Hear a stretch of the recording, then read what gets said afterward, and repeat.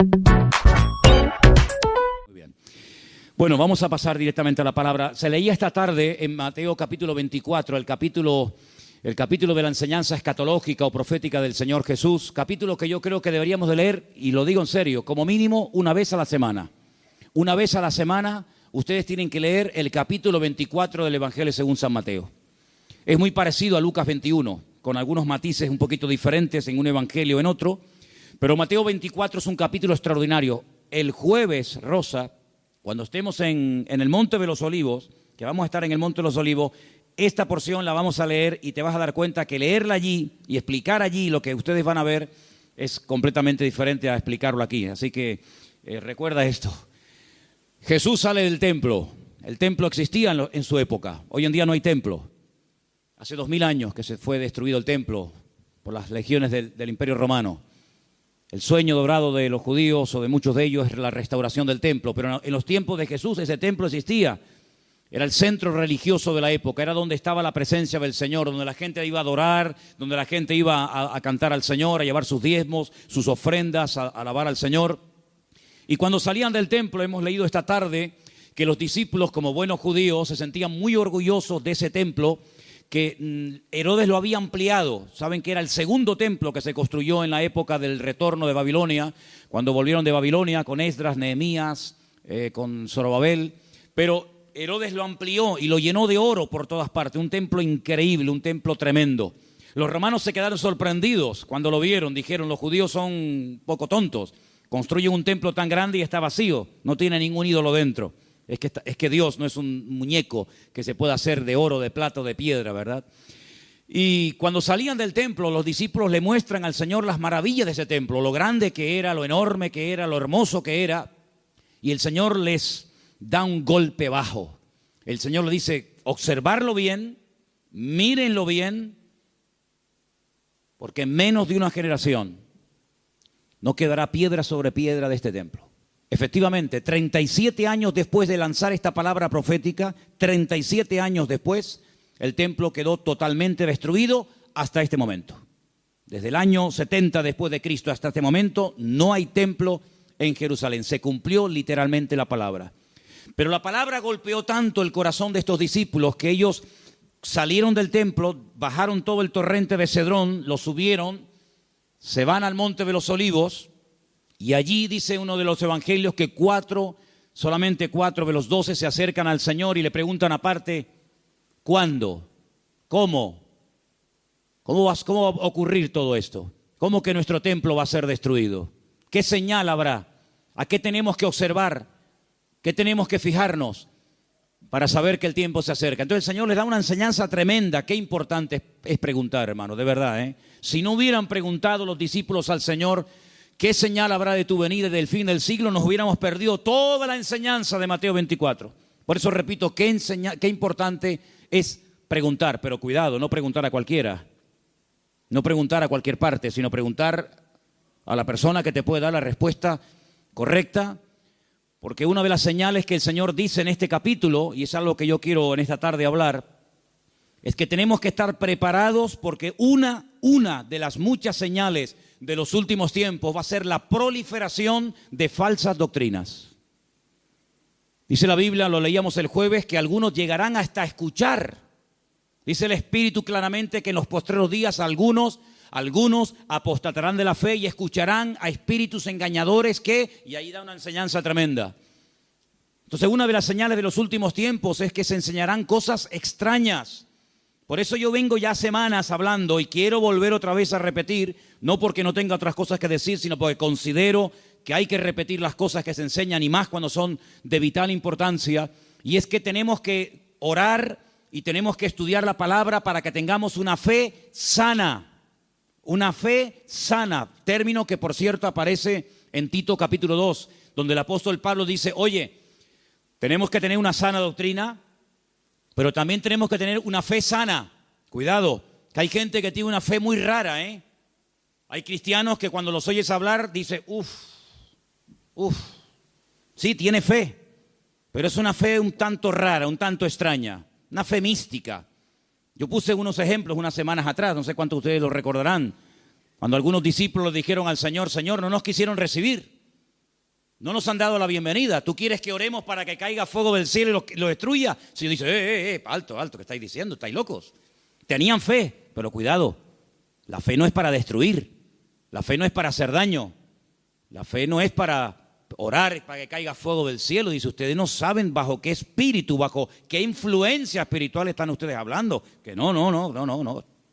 El apóstol Pablo, ¿os acordáis? Le decía a Timoteo, la fe que ahora tienes es una fe no fingida, es una fe sincera. Explicaba este término en Italia, sincera, ¿no? O sea que cuando traían los bloques de mármol, los mármol de Carrara, y comenzaban a construir los templos, las catedrales y los edificios, algunos de esos bloques de mármol venían con imperfecciones, venían con agujeritos, y claro, se veía feo. Cuando es un bloque no, pero cuando son tantos, entonces los rellenaban con cera, y parecía como que no había ningún defecto, pero cuando daba el sol con fuerza contra aquellos bloques, se derretía la cera y se veía horrible. Decían, manden bloques sin cera, manden bloques sin cera, para que después cuando salga el sol no se quede esto de una forma tan fea y de tan mal aspecto, ¿no? Entonces el apóstol Pablo decía a Timoteo, la fe que tienes no es una fe fingida, no es una fe de máscara, como dice otras versiones, es una fe que primeramente habitó en tu abuela Loida, y después la tuvo tu madre, Eunice, y ahora la tienes tú. Entonces tenemos que preguntarnos de vez en cuando, ¿en qué estamos basando nuestra fe? ¿En emociones? ¿En sentimientos? ¿En sueños? ¿En experiencias? ¿O en la palabra de Dios? Yo me quedo sorprendido, muy sorprendido, porque de toda la vida hemos sido conocidos como el pueblo del libro. El pueblo del libro. Yo me acuerdo que un sacerdote en el huerto de Getsemaní, que es un sacerdote sevillano, cuando me vio con la Biblia bajo el brazo me dice, tú eres de los evangélicos, ¿no? Porque ustedes siempre están con la Biblia en la mano. A mí me echó un piropo tremendo. Si pensaba que me iba a ofender, es todo lo contrario. Efectivamente, hemos sido conocidos y hay de nosotros que nos dejen de conocer por dejar de utilizar el libro, las Sagradas Escrituras, ¿verdad? Pero hay un desapego últimamente tremendo. Claro, se ha metido la gente en el mundo del internet y se ha metido en los cultos a distancia y se ha metido por aquí y por allá, que han entrado en las iglesias cosas pero muy, muy raras, muy extrañas. El jueves les conté algunas cosas que he visto ahora. He visto allí en Milán, donde he estado ahora mismo. Creyentes que están asustados, creyentes que si la maldición, que si, pero vamos a ver, hermanos, pero dice la Biblia que somos más que vencedores, que mayor es el que está en nosotros que el que viene contra nosotros. Creyentes que solamente desde que yo conocí ahora un matrimonio de hermanos de Ecuador que llevaban más de 10 años en esa congregación y dice, hermano, nos ha impactado mucho cómo usted la palabra. Y le digo, bueno, es que yo predico de la palabra. Y dice, es que yo hace años que no escucho un mensaje de la palabra. Digo, bueno, ¿y usted qué escucha entonces? Pues dinero, pide, y dame. Digo, pero eso no es evangelio. Eso no es el evangelio. Yo no sé de dónde se han sacado esas enseñanzas. Hay predicadores que solamente tienen un tema monográfico, solamente saben pedir y no hablan de Cristo, no hablan del amor, no hablan del infierno, no hablan de la ira de Dios, no hablan del cielo, no hablan de la salvación. No, solamente tienen una obsesión y claro, prosperan, pero ellos, los demás no, solamente prosperan ellos. Y se autofinancian con su don y se pegan la gran vida asustando y manipulando y tergiversando la escritura. Y esto hay que denunciarlo. Ya está bien de hacer el tonto, ya está bien de decir, bueno, es que son siervos de Dios. No son siervos de Dios. Ellos se llaman siervos de Dios, pero la mayoría de ellos utilizan el púlpito para pegarse la gran vida y lo último que hacen es predicar la palabra, cosa que deberían de haber hecho siempre toda su vida. Y una de las cosas que tenemos que tener bien claro en los últimos tiempos es que van a proliferar falsas enseñanzas y falsas doctrinas. Y los sobreénfasis, qué peligrosos son los sobreénfasis, hermano. Déjeme que me explique. Tenemos que predicar todo el consejo de Dios. ¿Cuántos dicen amén? Toda la palabra de Dios. No podemos estar todos los días comiendo espagueti por la mañana, espagueti por la noche, Pero hermano, está bien, a mí me gusta la pasta, pero de 365 días comiendo lo mismo. Pues cuánta gente, hermanos, solamente saben un tema y lo sacan de ese tema y no saben nada. Que si el dinero, que si las profecías. ¿Sabe cuánta gente, hermano, van a las congregaciones para que alguien ore por usted y le den una palabra y le den una profecía? Mire, me leí hace unos días la biografía de la señora White. Madre mía, pero es un disparate. Una señora que dice que llegó a tener 2000 visiones y sueños proféticos. 2000. Y cuando murió, dejó más de 70 libros. Los disparates que esa señora enseñó. Claro, le dan un sobreénfasis ¿a qué? Al día de reposo. Sí, pero es que espérate un momento, es que la Biblia no solamente el día de reposo. Hay otras muchas cosas. Si te crees que porque guardas esto y no cumples con todo lo demás, te vas a salvar, te equivocas, amigo. Es como las iglesias que están todo el día hablan lengua, y venga a hablar en lengua, y venga lengua, y venga profecía, y venga a hablar en lengua. Pero hijo, vamos a ver. El apóstol Pablo decía, y si alguien entra en una iglesia y ve a todo el mundo hablando en lengua, ¿qué van a decir? A ver, dígalo usted. ¿Usted qué diría? ¿Que están locos? Pero ¿cuántas iglesias son así? ¿Cuántas iglesias son así que parecen locos? Yo fui hace muchos años a una congregación en Las Palmas. Y bueno, yo estaba predicando y en medio de la predicación se levantaba la gente, se caían ahí al suelo y empezaban a gritar y a revolcarse. Y yo decía, ¿qué le pasa a esta gente? Entonces yo miré al pastor que estaba allí y le digo, ¿qué le pasa? Dice, no, es el poder de Dios. Digo, ¿cómo es el poder de Dios? Pues si está haciendo el perro. Estaba haciendo el perro. Y el otro en la esquina poniendo un huevo. Digo, ¿pero qué poder de Dios? La Biblia dice en Romanos 12 que el Señor es nuestro culto racional. Por favor, que parece, damos una imagen, nosotros no, gracias a Dios, pero ¿cuántas iglesias dan una imagen al mundo de que son locos? Y ya está bien, hermano, de callarnos, y ya está bien de decir, bueno, son así. No, son barbaridades que avergüenzan al evangelio. Y tenemos que denunciarlo, porque el que sabe hacer lo bueno y no lo hace, es copartícipe con eso. No les contaba el jueves que acabo de conocer ahora a un pastor en Milán que se tira en la plataforma cuando llega el momento de la ofrenda y le dice a la gente que lo tienen que tapar con dinero. ¿Pero cómo? Sí. Él dice, no, mira, aquí todavía se me ve algo de tela, tienen que tapármelo. Increíble. Un pastor que la congregación un día le regaló un coche, cogieron una ofrenda en la congregación, le regalan un coche al pastor y a los 2 días se sube al púlpito y dice, hermano, Dios me ha dicho, mentira, Dios no dijo nada, eso es falso. Pero él dice, Dios me ha dicho que este no era el coche que ustedes tenían que regalarme, era uno más grande y superior. Y la gente tan tonta va, lo cambian y le compra uno más grande. Y yo le decía, pero ¿ustedes qué hacen allá adentro? ¿Por qué no se le va a hablar, salgan corriendo? Eso no es iglesia, eso no es nada, eso es un circo. Eso es una vergüenza para el evangelio. Es que tenemos miedo, porque nos ha dicho que si nos vamos se nos va el espíritu y se nos va la bendición. Digo, hágame el favor. Oye, que a mí nunca me ha tocado la breva de caer en una iglesia de estas, ¿eh? A mí nunca me ha tocado una breva de estas. Siempre, de verdad, a mí me toca una iglesia de estas y es que me voy al Antiguo Testamento con la espada y el arco. Increíble, hermanos. Entonces tenemos que retornar a la palabra de Dios es nuestra base. No podemos entrar en locuras, en disparates. Todo lo que usted pueda pensar, soñar, sentir o lo que sea, si no va de acuerdo 100% con la palabra, no es de Dios. La palabra de Dios es la base, es el fundamento de nuestra fe. Y no necesitamos nada más que la palabra y nuestra experiencia, nuestra relación con el Señor. Yo creo que algunas personas no han terminado de descubrir lo que significa enamorarse del Señor y enamorarse de la palabra. Por eso buscan fuera, porque cuando un hombre está enamorado de su mujer no tiene que buscar otra. Y cuando una mujer está enamorada de su marido no se le van los ojos detrás de otro. Cuando usted está enamorado de Cristo no le tienta nada ni nadie, porque usted sabe en quién ha creído. Y a mí me da la impresión de que hay mucha gente hoy en día en las iglesias que son religiosos, pero no han nacido de nuevo, porque la persona que nace de nuevo no hace estas barbaridades, porque ofende al Señor. O no conocemos la historia de este joven llamado José, un hombre que nunca fue a un culto. José nunca fue a ningún culto. José nunca leyó la Biblia. Pero José un día tuvo un momento en el que fue tentado y él dijo, yo no puedo hacer esto porque pecaré contra mi Dios.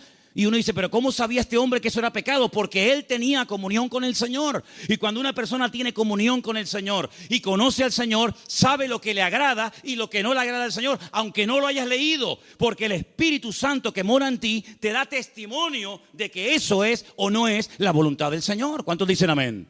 Entonces hay que retornar a la Biblia, hermanos.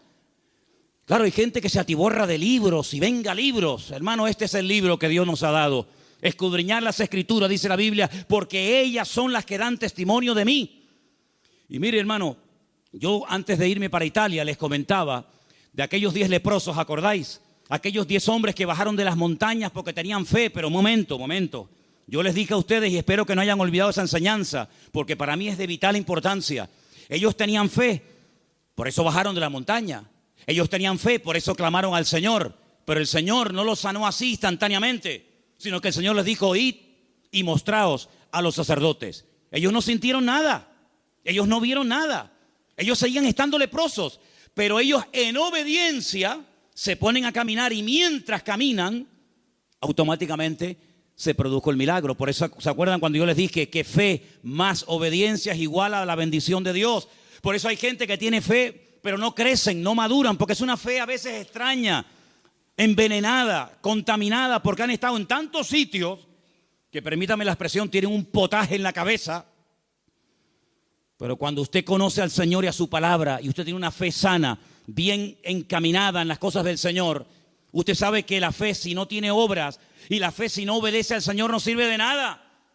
¿Cómo usted va a pretender con la fe que tiene viviendo en desorden, sin poner en práctica los mandamientos del Señor? Que Dios le bendiga. Primeramente tendrá que ponerse en orden para que el Señor pueda hacer maravillas en su vida. ¿Y cuántos creyentes en las iglesias son una cosa aquí y fuera son otra? Sí, tienen fe, pero el testimonio que dan es pésimo. Bendito sea la palabra cuando el Señor dice a través de la boca de Pablo, no me avergüenzo del evangelio, porque es poder de Dios. Espero que el evangelio no tenga que arrepentirse y no tenga que avergonzarse de la conducta que está llevando fuera. Porque aquí todos somos muy buenos, aquí todos levantamos las manos o el que quiera, y aquí todos somos muy santos. Pero, ¿y por fuera? Porque a mí de qué me sirve que vengas aquí, gloria a Dios y aleluya, si luego en la calle eres un desorden y vives en pecado, estás viviendo en adulterio, estás viviendo en fornicación, tienes un mal testimonio en la familia. No, tienes que plantearte tu relación con Dios. ¿A qué vienes aquí? ¿A cambiar o a qué? ¿A fichar como en un trabajo? No, fui al culto. Sí, fui al culto porque te entró por aquí y te salió por allí, porque no ha habido cambios en tu vida. Esta es una iglesia donde queremos que la gente venga, gloria a Dios, sí, pero que vengan a cambiar. Y que sepan que aquí no vamos a estar con tontería ni con experiencias extrasensoriales, sino que aquí te vamos a llevar a la palabra. Y la palabra te va a hablar y el Espíritu va a hablar a tu corazón. Y en cuanto veamos cosas extrañas que no son de Dios, pues te las tendremos que decir. Y claro, algunos de estas cosas no lo entienden y dicen, no, es que aquí no hay amor. Bueno, si usted entiende el amor, que le vamos a decir lo que usted quiere oír, evidentemente aquí no lo va a encontrar. Aquí le vamos a decir lo que dice la palabra. Y los que estamos, los que vienen, se adaptan a lo que hay, y si no, pues que el Señor le bendiga y que le lleve a otra iglesia. Pero aquí no vamos a ceder ni un milímetro por agradar los oídos, por tener mucha gente, porque si tener mucha gente significa bajar el listón de la santidad de Dios, amigo, hasta ahí hemos llegado. La palabra dice que sin santidad nadie verá al Señor. Me da igual si es fulanito de tal, don fulano de tal. Sin santidad nadie verá al Señor. Es que yo canto, que me da igual. El diablo canta mejor que nosotros. Sin santidad nadie verá al Señor. ¿Qué es santidad? Vivir como Dios manda. Es que yo no quiero vivir como Dios manda. Pues a ver lo que haces. A ver lo que haces. Porque tarde o temprano te vas a sentir confrontado con la palabra. Claro, la carne siempre te va a decir que no pasa nada. ¿No se lo dijo Satanás a Eva? ¿Qué le dijo Satanás a Eva? ¿Por qué no comes? Y dice, porque Dios me ha dicho que si como muero. ¿Y qué le dijo Satanás? No, que eso no es así. Tú no vas a morir, come para que veas. Y le creyó al diablo. ¿Y cuántas veces creemos que Dios está equivocado, que es injusto con nosotros, cuando la palabra del Señor nos dice que en los últimos tiempos el enemigo va a ser tan sutil que muchas veces le va a permitir a la gente tener esa falsa seguridad de creer que estoy en desorden y en pecado, pero Dios me va a bendecir igual? No, mi amigo. Las consecuencias tarde o temprano de una vida en desorden son terribles, porque la paga del pecado ha sido y es y será siempre la muerte. ¿Cuántos dicen amén? Hay tres cosas que tenemos que tener claro a estas alturas. Primero, ¿a qué nos ha llamado el Señor? ¿A qué nos ha llamado el Señor? ¿Tú sabes la tranquilidad que tú tienes en tu corazón cuando tú sabes a lo que te ha llamado y a lo que no te ha llamado el Señor? No tienes que estar imitando a nadie. No tienes que viajar por el mundo entero buscando el sistema, el método en Colombia, en Venezuela, en Cuba, en Puerto Rico, en Toronto. Yo no tengo que ir a ninguna parte. Lo que dice la Biblia, entra en tu aposento y tu Padre que te ve en lo secreto te recompensará en público. Claro, es más fácil coger un avión y irte a Corea a ver lo que hacen los coreanos. Es mucho más fácil coger un avión y pagarte el pasaje como Jonás, que preferiría pagar el pasaje, ¿verdad? Y mantener la rebeldía que dar marcha atrás. Es mucho más fácil coger un avión y decir, a ver, una iglesia que esté creciendo mucho, a Nigeria, ahí nos vamos todos. Ahora a Pensacola, ahora a Toronto, ahora... Hermanos, a donde tenemos que ir, dice el Señor, venid a mí, los trabajados y cargados, que yo os haré descansar. ¿Cuántos dicen amén? Entonces, tener claro a lo que nos ha llamado el Señor y a lo que no nos ha llamado. No hay una iglesia 100% completa. Yo les digo, esta iglesia no es completa. Tenemos muchas carencias. No somos una iglesia fuerte en misiones. No tenemos misioneros ahora mismo en el mundo. Tenemos un montón de carencias. Pero creemos que hay un área en la que el Señor nos puede utilizar. Pero hermanos, hay congregaciones que pretenden hacerlo todo. Lo entienden todo, lo saben todo. Y la Biblia nos enseña que somos un cuerpo y que nos necesitamos los unos de los otros. Y capaz que lo que el Señor nos ha dado, tal vez no lo tenga el hermano de la esquina, pero el hermano de la esquina seguro que Dios le ha dotado con algo que nos hace falta a nosotros. Y así nos complementamos y trabajamos en el mismo sentir, en un cuerpo en el Señor. ¿Cuántos dicen amén? Nuestra identidad, ay hermano, la identidad.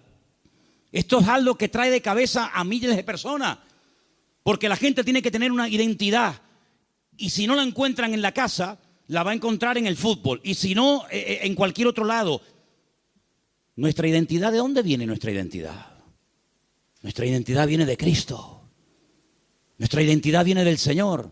Yo no tengo que ponerme ahora todo el cuerpo lleno de tatuajes para sentirme, digamos, querido y respetado por un cierto sector de la sociedad. No.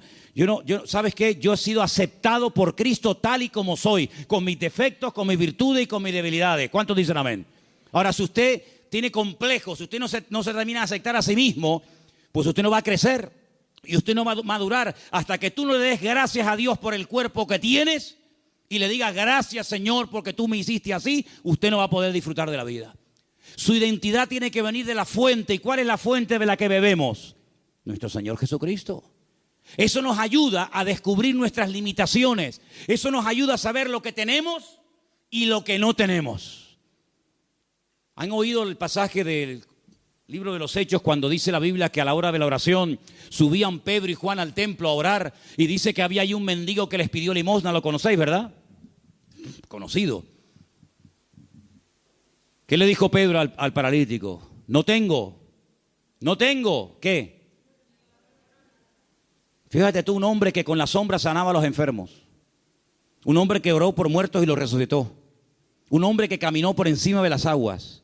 Un hombre que un día fue a pescar, le abrió la boca al pez y sacó una moneda dentro. ¿Te imaginas que nos pase eso a nosotros? Un hombre que vio milagros del Señor y dice, no tengo ni plata ni oro. ¿Tú te imaginas que ese hombre fuera un predicador hoy en día? ¿Sería multimillonario? Si muchos son unos mequetrefes que no saben ni hablar en público y viven a cuerpo de rey, tú imagínate un predicador hoy en día que tuviera el currículum que tenía Pedro. Sería algo increíble. Pedro dijo, no tengo ni plata ni oro, pero tengo algo que ni con todo el oro del mundo puedes comprar. Y le dijo al hombre con toda la autoridad, porque sabía lo que tenía. Porque cuando uno sabe lo que tiene, se mueve con autoridad. Y cuando no sabes que tienes eso, pues mejor estate quieto. En el nombre de Jesucristo, levántate y camina. Y el Señor hizo un milagro tremendo. Entonces las iglesias, los creyentes hoy en día, tenemos que saber a lo que Dios nos ha llamado. Tenemos que saber lo que tenemos y lo que no tenemos. Y darle gracias al Señor, porque Dios con nosotros ha sido tremendamente fiel. Y a unos le da 30, a otros le da 60, a otros le da 100. Y cada uno tiene que saber moverse en el área donde Dios lo ha puesto. ¿Cuántos dicen amén? Pero no escondas, como decía Pierre hace un rato, no escondas el talento bajo tierra. Porque hay gente que a lo mejor tiene un talento, pero no lo usan. Y yo conozco muchos creyentes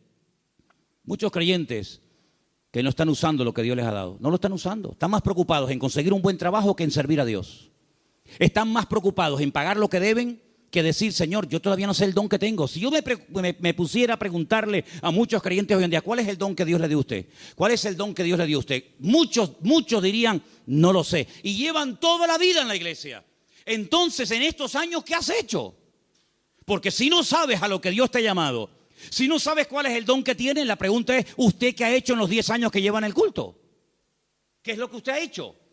Queridos hermanos, es el tiempo de que le preguntemos honestamente al Señor, y está el año a punto de terminar, Señor, ¿en qué área tú quieres utilizar mi vida?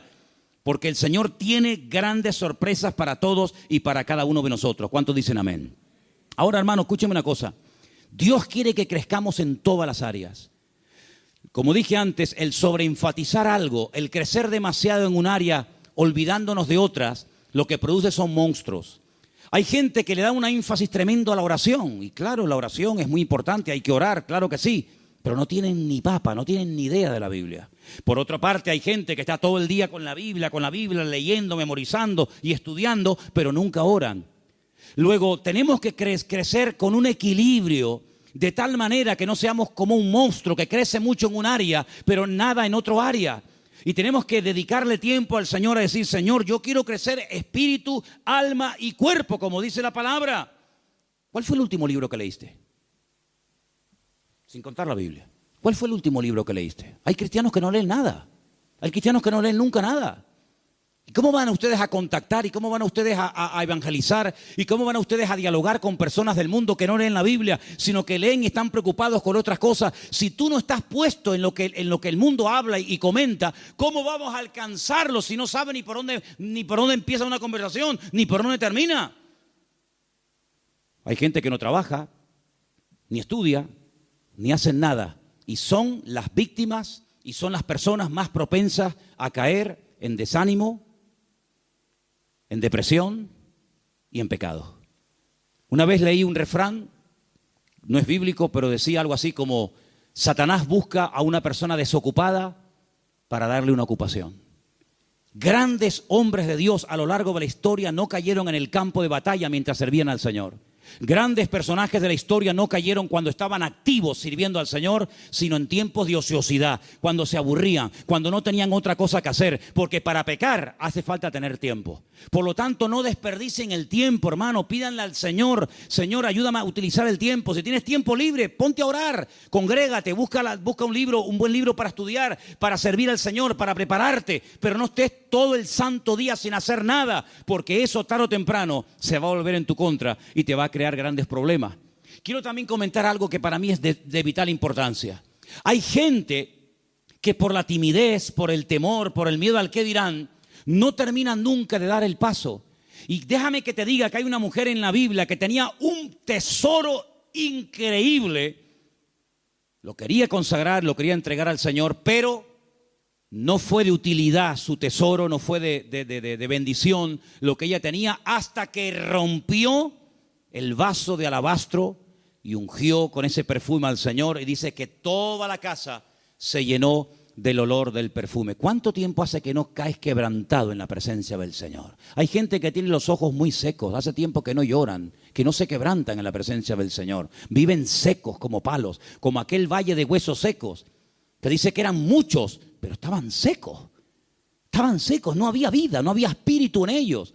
Y le dice el Señor a través del profeta Ezequiel: profetízale a los huesos, háblales a los huesos. Dice que cuando entró el Espíritu de Dios en ellos, se convirtieron en un gran ejército. No seas un hueso seco en un culto, no seas un hueso seco, escucha que te escucha, pero nunca compartes la bendición, nunca abres tu corazón a otras personas que están igual o peor que tú en un momento determinado.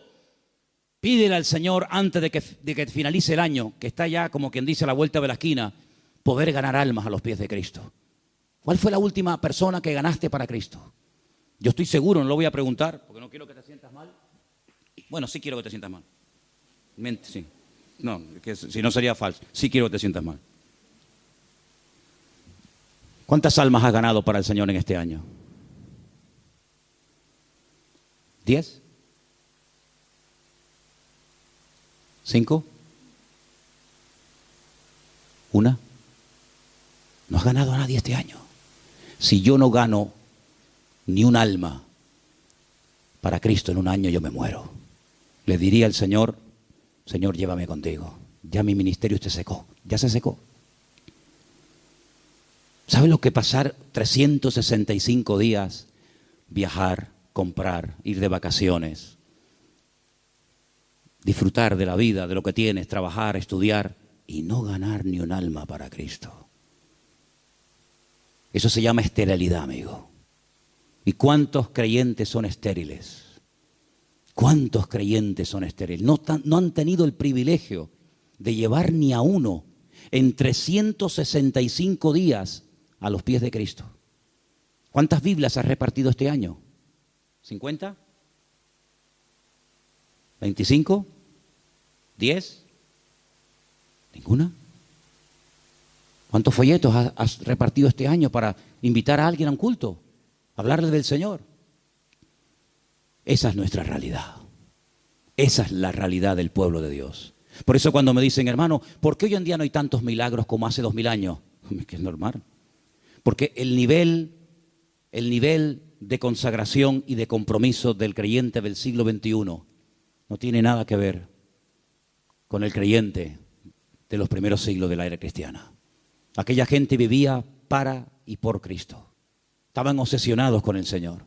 Hoy en día es muy, muy, muy difícil encontrar a uno en una iglesia que tenga las ideas claras, que dedique tiempo a la semana, 1 hora a la semana, un par de horas a la semana, para decir, ahora no voy a trabajar, no voy a ni móviles, ni internet, ni nada, sino voy a salir a la calle a ver si el Señor me pone a alguien en el camino, voy a evangelizar a un chico en el parque, a una señora que esté por ahí caminando.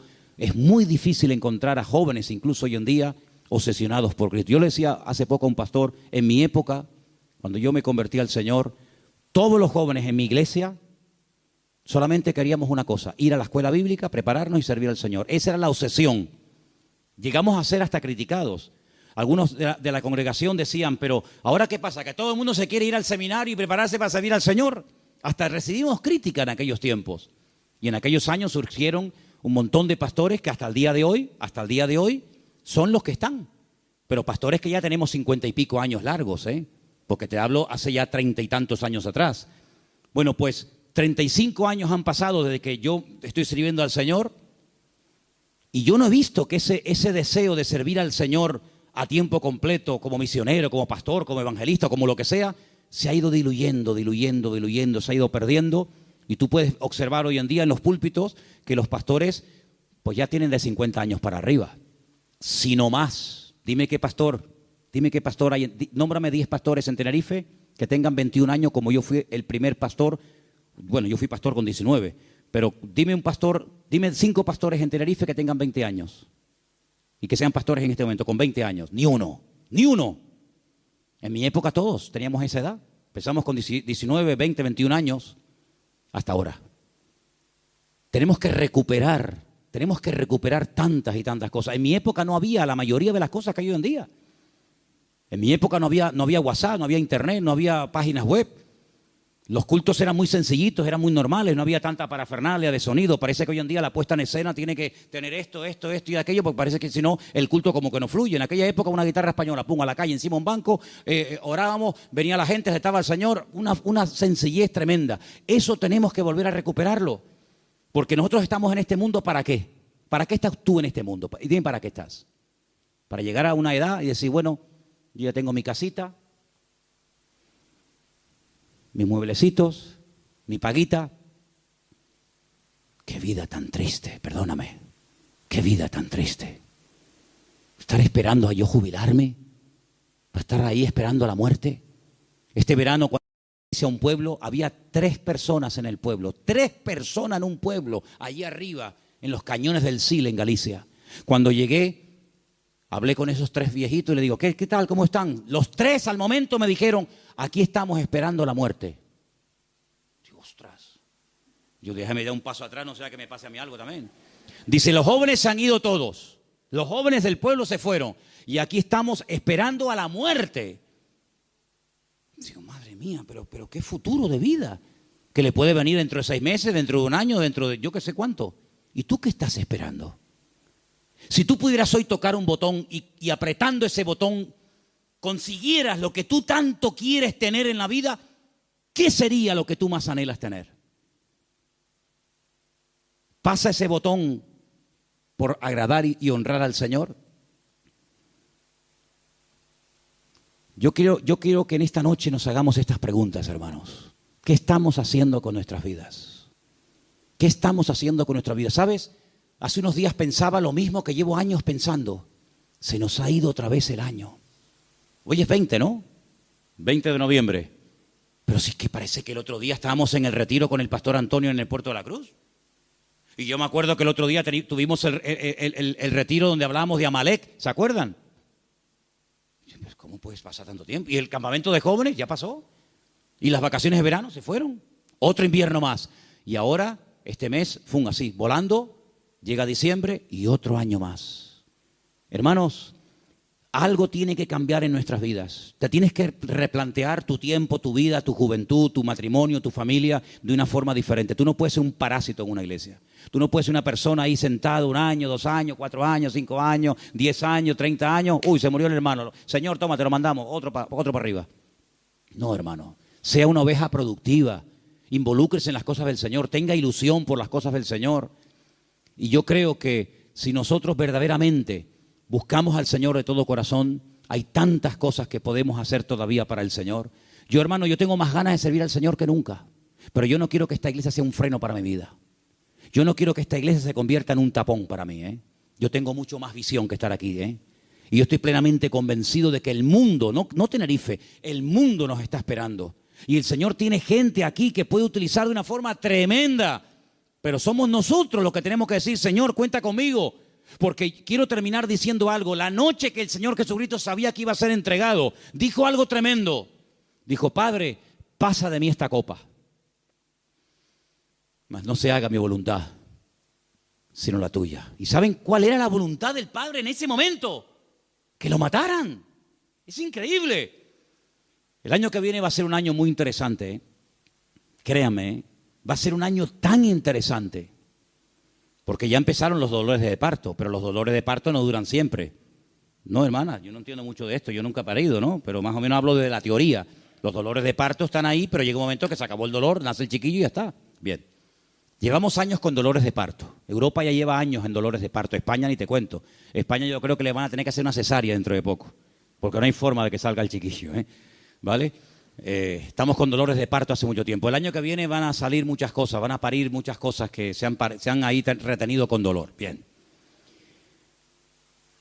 Estoy recibiendo llamadas de Estados Unidos. Muy interesantes, por cierto. Para muchos, sobre todo para gente de Latinoamérica, más que para gente de Europa, Estados Unidos era el sueño dorado. Yo recibo cada día correos de gente que me dice, he mandado solicitud, he pedido visa a Estados Unidos, me la han denegado, entonces estoy tocando la puerta a ver si usted, no sé qué. No te puedes ni imaginar la cantidad de gente que me escribe cada día de montones de lugares que primero tocan a la puerta del tío Sam. Primero le llaman al tío Sam. Y cuando el tío Sam le dice, por aquí no entra, entonces llaman yo qué sé, a Don Quijote de la Mancha y Sancho Panza, ¿no? Por ejemplo, por un ejemplo. Vean. ¿Cómo van a reaccionar todos aquellos creyentes que se fueron a Estados Unidos creyendo que era el paraíso terrenal? Cuando el señor Trump les diga, usted, y usted, y usted, fuera de aquí. Ay, amigo. A mí se me han abierto muchísimas puertas en Estados Unidos. Me he negado rotundamente a ir. Porque mi confianza y mi refugio no está en América, mi refugio está en Dios. Ahí está mi confianza. Y el libro de Proverbios dice, más vale bocado seco y en paz. ¿Eso qué? Un cacho de pan, pero con la bendición de Dios. ¿Se puede tener un trozo de pan con la bendición de Dios? Sí, claro. ¿Y se puede tener abundancia sin la bendición de Dios? Tan claro, por supuesto. ¿Qué te crees? ¿Que toda abundancia viene del cielo? Ay, amigo. ¿La bendición que es solamente tener o la bendición pasa por ser? Cuidado con eso. ¿Cómo van a reaccionar tantos y tantos que se fueron a América creyendo que aquello era el paraíso terrenal, que ya por fin el sueño dorado se había cumplido y que ahora le digan, vuélvanse a su tierra? Ay, amigo. Ha llegado el momento, hermanos, si no lo veis, lo vais a terminar viendo y entendiendo. Ha llegado el momento que todos los creyentes del mundo, en el único en el que nos vamos a poder refugiar, como siempre ha tenido que ser así, pero parece que se ha olvidado, es el Señor nuestro Dios. Él es nuestro pronto auxilio en las tribulaciones. Me llaman hermanos de Estados Unidos, ya han empezado las pintadas en iglesias evangélicas de hispanos diciéndole, váyanse a su tierra. No te puedes ni imaginar cuántas. Claro, eso no sale en las televisiones. Incluso persiguiendo ya a algunos judíos. Fíjate tú, el país del mundo donde más judíos hay, más que en Israel, es en Estados Unidos. Y ya muchas sinagogas están vendiendo en Nueva York, en New Jersey, en muchos lugares, porque ya están metiéndose con los mismos judíos. Pero es que todo eso está profetizado, hermanos. Todo eso está escrito. Que cada uno tendrá que volver a su lugar de origen. Y allí el Señor va a entrar en juicio con cada uno de nosotros. Así que el único escondedero, el único refugio va a estar en nuestro Dios. Nuestro refugio es el Señor Dios Todopoderoso. no es un país, no es una nación. Mire, si usted consigue aquí el mejor trabajo del mundo y gana miles de euros, pero usted no tiene la bendición de Dios sobre su vida, lo que usted tiene se va a volver en su contra. Porque he conocido a muchas personas que lo que buscan es una salida económica, un bienestar material, pero usted lo que tiene que buscar es la voluntad de Dios. Porque teniendo la voluntad del Señor, estemos donde estemos, el Señor está a nuestro lado. Ahora, si usted cree que el Dios de Estados Unidos es más grande que el de Garcilaso de la Vega, coja el pasaje y váyase mañana sin falta. Pero el Dios de allá es el Dios de acá y es el Dios en todas partes. Y Él es galardonador de los que le buscan. Nuestra confianza no está en los países, no está en los gobiernos. Nuestra confianza está única y exclusivamente en nuestro Dios. En el Dios que nunca nos ha fallado, el Dios que ha dicho estaré contigo todos los días hasta el fin del mundo, y el Dios que nos va a enseñar a vivir por fe. Nos va a enseñar a vivir por fe. Ya nos está enseñando hace años el Señor, por lo menos a nosotros, a vivir y depender solamente por fe del Señor. Porque yo creo que esa es la vida que el Señor tiene diseñada para todos y para cada uno de nosotros. Ahora, si usted quiere ser un señorito en el reino de Dios, amigo, si tú quieres ser un señorito, y no remangarte nunca las manos y poner tu mano en el arado y servir al Señor, hermanos, las lecciones se aprenden por las buenas o se aprenden por la humillación. Y yo creo que el Señor hace mucho tiempo nos está hablando a todos y a cada uno de nosotros. No se afanen tanto, no se afanen tanto. Inviertan más tiempo en la oración, inviertan más tiempo estudiando la palabra. Hay algunos de ustedes que no tienen tiempo ni para orar. Algunos me han dicho en alguna ocasión, ay, es que yo voy a la cama tan rendido que hago, Señor, bendito sea tu nombre. Amén.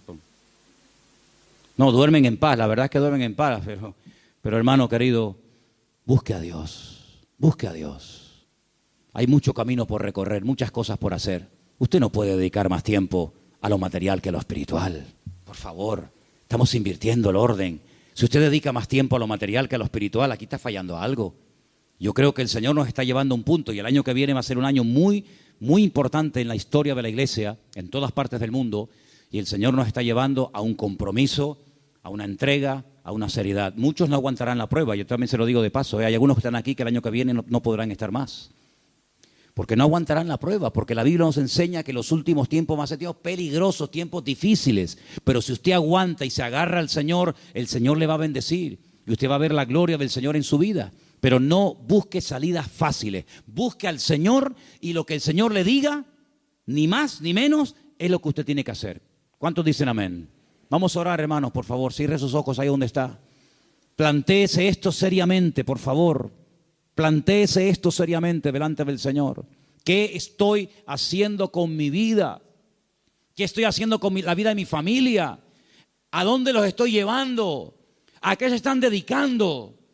¿Cuáles son las prioridades, los objetivos, las metas en nuestra casa?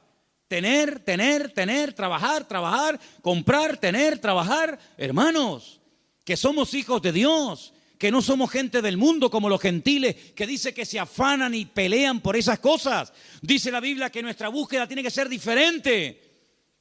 Que el Señor nos indica que tenemos que buscar primeramente el reino de Dios y su justicia. Y muchas de las cosas que vendrán por añadidura, dice la Biblia. Créame, vendrán. Claro, hay gente que nunca ha visto que le vienen por la añadidura porque no buscas el reino de Dios. Entonces, como no buscas, tienes que buscar tú la añadidura.